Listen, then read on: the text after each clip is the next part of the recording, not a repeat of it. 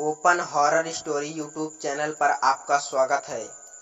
भूत प्रेत पिशाच और शैतानों की रोमांचक कहानियाँ आपको इस चैनल पर सुनने को मिलती हैं।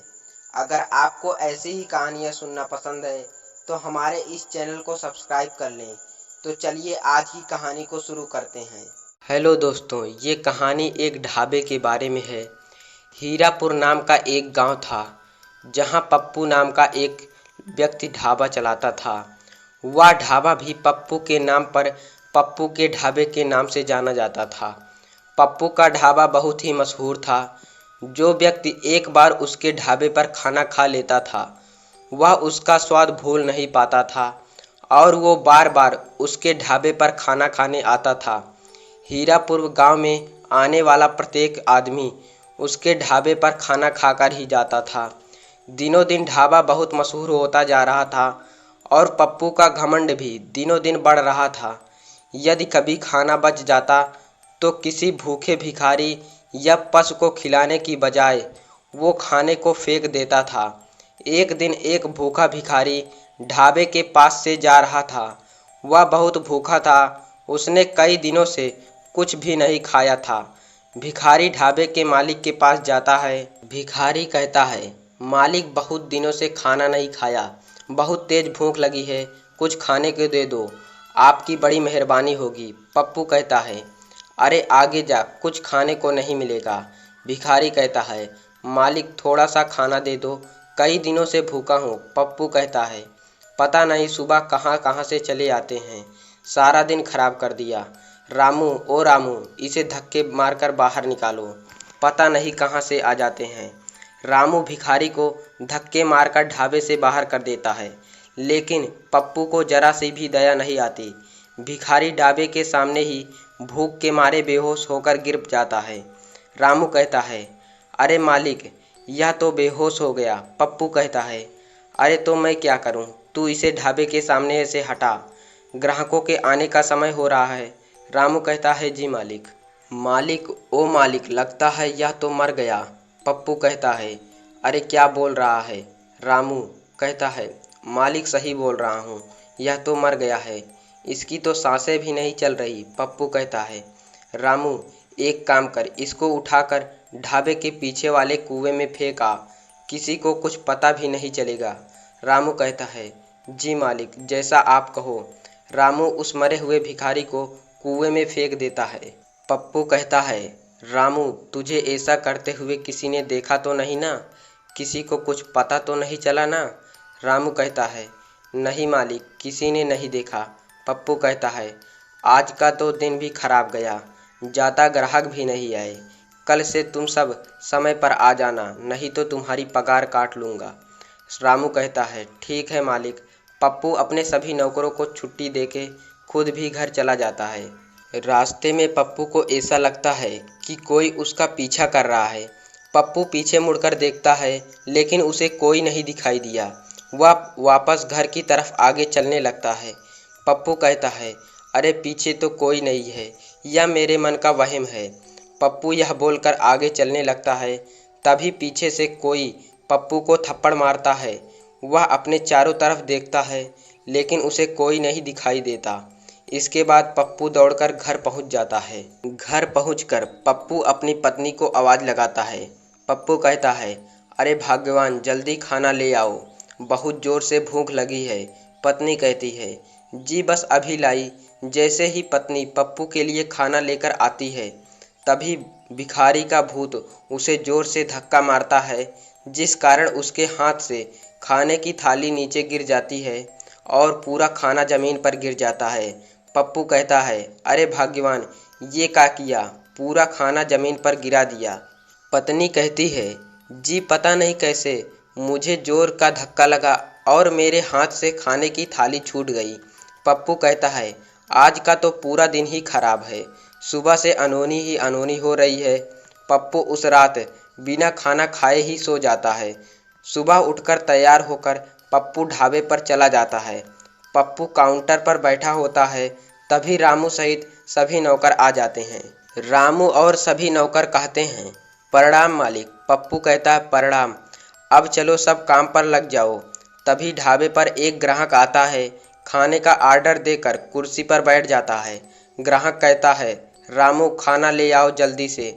रामू कहता है, जी साहब अभी लाया। रामू ग्राहक के लिए खाना लेकर आता है। उसके बाद जैसे ही ग्राहक ने खाने का पहला निवाला खाया, उसको बहुत तीखा लगा और वह खाने को थूकते हुए बोला, अरे रामू, यह कैसा खाना है। पप्पू कहता है, अरे क्या हुआ भाई साहब, खाना अच्छा नहीं है क्या? तो ग्राहक कहता है, अरे यह खाना बहुत तीखा है, इतना तीखा खाना कोई खाता है? पप्पू कहता है, रामू, अरे आज का खाना तुमने कैसे बनाया है? रामू कहता है, पता नहीं मालिक, मैंने तो खाना अच्छा ही बनाया था। आज भी ढाबे पर कोई कमाई नहीं हुई और सारा खाना फेंकना पड़ा। यह देखकर भिखारी का भूत बहुत खुश होता है। दूसरे दिन पप्पू सुबह जल्दी उठकर सभी नौकरों को बुलाकर कहता है, आज तुम सब इतना अच्छा खाना बनाओ कि जो भी खाए उंगलियां चाटते रह जाए। रामू कहता है, जी मालिक। तभी रामू सहित सभी नौकर खाना बनाने लगते हैं और पप्पू भी वहीं खड़ा उन सब पर नज़र रखता है, तब जब तक खाना बनकर तैयार ना हो जाए। पप्पू कहता है, क्या बात है रामू, आज खाने की खुशबू तो बहुत अच्छी है, मज़ा आ गया, खाना बहुत अच्छा बना है। तभी ढाबे में एक ग्राहक आता है और रामू को खाना लगाने के लिए आवाज़ लगाता है। रामू गरम गरम खाना लगाकर ग्राहक के सामने रखता है। ग्राहक कहता है, अरे वाह, खाने की खुशबू तो बहुत अच्छी आ रही है, लगता है आज का खाना बहुत स्वादिष्ट बना है। जैसे ही ग्राहक खाना खाना शुरू करता है, तभी रोटियां गायब हो जाती हैं। ग्राहक रामू को आवाज़ लगाता है। ग्राहक कहता है, रामू, अरे रामू जल्दी आओ भाई। रामू कहता है, क्या हुआ साहब? ग्राहक कहता है, अरे रामू, रोटियां गायब हो गई। रामू कहता है, अरे साहब, यह कैसे हो सकता है? यह सब भिखारी का भूत कर रहा था। वही ग्राहकों को डरा डरा कर ढाबे से भगा रहा था और बहुत खुश हो रहा था। पप्पू को कुछ भी समझ नहीं आ रहा था, क्योंकि यह सब रोज होने लगा था। जितने भी ग्राहक आते, भिखारी का भूत उन सभी को डरा डरा कर भगा देता, उनको तंग करता। धीरे धीरे ढाबे की कमाई कम हो गई और ग्राहक भी। एक दिन कुछ लोग हीरापुर गांव से होते हुए शहर जा रहे थे। तभी उन्हें रास्ते में पप्पू का ढाबा दिखाई दिया। उन्होंने पप्पू के ढाबे का नाम बहुत सुन रखा था, इसलिए सभी ढाबे पर खाना खाने के लिए रुक जाते हैं। वे लोग खाने का ऑर्डर देते हैं। रामू उनके लिए खाना लेकर आता है। जैसे ही रामू उनके सामने खाना रखता है, तभी अचानक उनकी शाही पनीर की सब्जी चिकन की सब्जी बन जाती है। यह देखकर दोनों ग्राहक बहुत डर जाते हैं। जैसे ही वे लोग पानी पीने के लिए गिलास उठाते हैं, तभी भिखारी का भूत पानी के गिलास को उनके ऊपर बिखेर देता है। इसके बाद दोनों लोग डरते हुए जोर जोर से चिल्लाने लगते हैं। ग्राहक कहता है, अरे भूत, अरे भूत, इस ढाबे में तो भूत है, भागो यहाँ से। रोजाना ढाबे में अलग अलग प्रकार की घटनाएं होने लगी। कभी रोटियां हवा में उड़ने लगती, तो किसी की सब्जी चिकन की सब्जी बन जाती, किसी का खाना गायब हो जाता, कभी कुर्सियां हवा में उड़ने लगती। ऐसी घटनाएं रोज होने लगी। पप्पू के ढाबे को लोग भूतिया ढाबा कहने लगे। वहाँ काम करने वाले लोग भी भूत से डरने लगे और इस भूतिया ढाबे में डर डर के काम करने लगे। एक दिन पप्पू तिजोरी से पैसा निकालने के लिए तिजोरी खोलता है, तो उसे तिजोरी में भिखारी का कटा हुआ सिर दिखता है। पप्पू कहता है, अरे भूत, अरे भूत, यहाँ तो भिखारी का भूत है, जिसे मैंने कुएं में फेंका था, फिर यह ढाबे में कैसे आ गया? पप्पू की बात सुनकर ढाबे के सभी लोग पप्पू के पास आ जाते हैं। पहला आदमी कहता है, अरे क्या हुआ भाई साहब, आप इतनी जोर से चिल्ला क्यों रहे हैं? दूसरा आदमी कहता है, क्या हुआ भाई साहब, आप इतना डरे हुए क्यों हैं?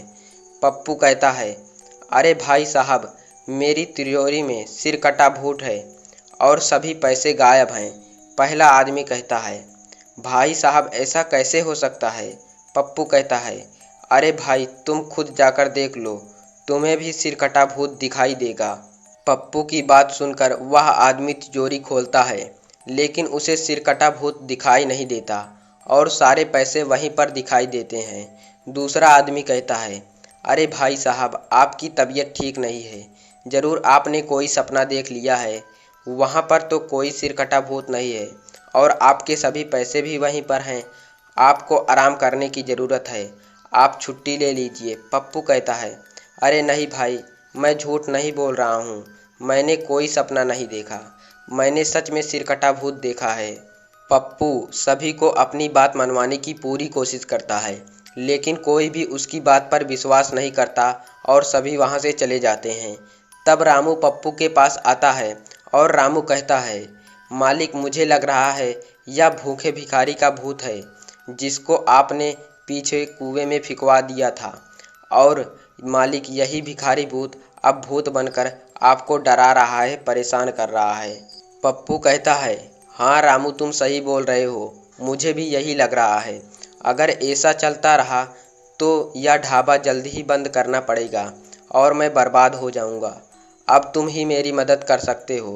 रामू कहता है, चिंता मत कीजिए मालिक, मैं एक ऐसे बाबा को जानता हूँ। मैं आपको उन बाबा के पास ले चलता हूँ। बाबा के पास आपकी समस्या का ज़रूर कोई समाधान होगा।